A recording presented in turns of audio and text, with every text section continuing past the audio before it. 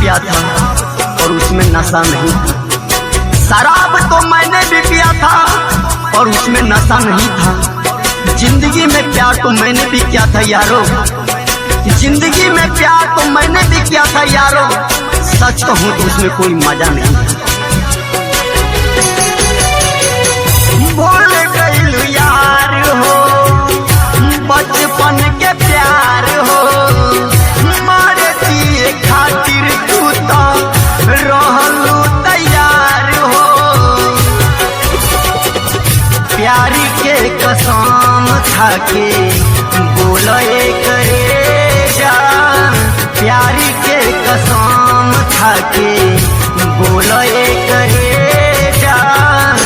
हमारा के प्यार के रोग लगा दी,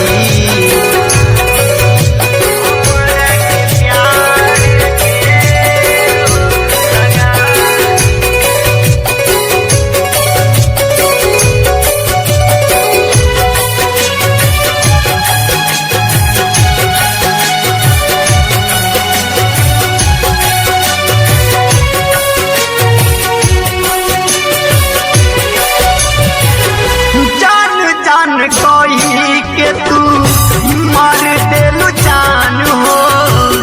लगता किसी ना से निकल जाई प्राण हो।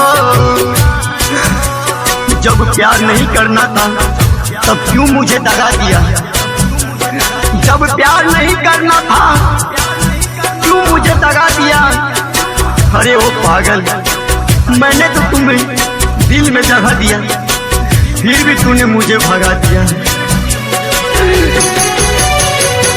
जान जान कोई के तू मार देलू जान हो। लगता किसी ना से निकल जाई प्राण हो।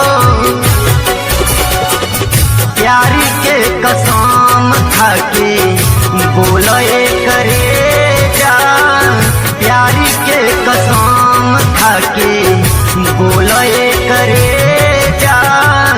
हमारा के प्यार के